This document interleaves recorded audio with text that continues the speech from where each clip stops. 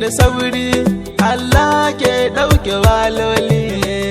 Na sanya raini ma a yau zan zana jumloli. Daga rai batunmu ya zo muna tafiya da shi hali. Ta bakar dabarar su sun so su yi min ginin kwali. Adam da gaggawa da kawo zai tsaya kallon. Nisan da ka faɗo yayo dariya yayo gwalo. Nasara da katako kogin hasadarsa zai ballo. Duk abin da zai samu duniya naka ne abin kallo. Duk sanda na yi sallah sai na yi addu'a mafita. Azare ni kan shari da mazan su har da 'yan mata.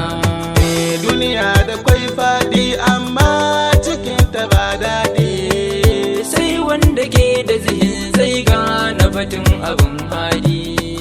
Guguwar mu ta taso mun kawo da makiya su ma. Sun kara tsara shirin sun kasa samuwar dama.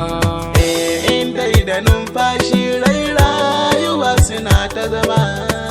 Dan ba a canza kala ta saka lawa na mai gulma. Na kasa nai nazari na gane abin da ya buya. Ta yaya ni zan hijira daga kusan nan na bar kaya. Kuje ku lissafo nan ba hudu goma ƙara ɗaya. A cikin abin da nake bana so a yi ta mun karya.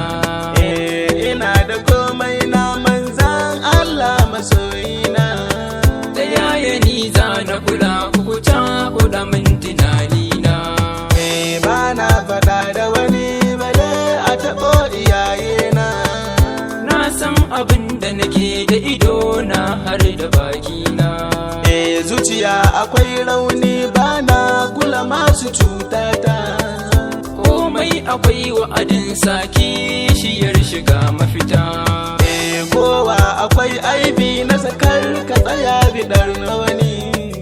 Duniya akwai darasi na ce awwal kuce sani.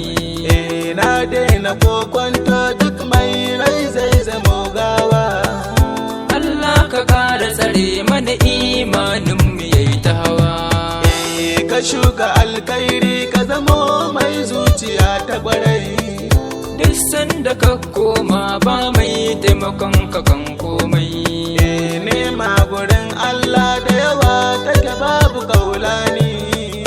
In ya so ya baka abin da nufi na sane ka zarce wani. Na gode sarki na ko ba damuna akwai rani. Lamarin da ya yi muni ke sa a dinga safani.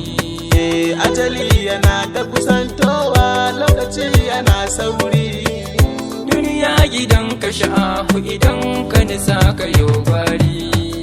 Sarari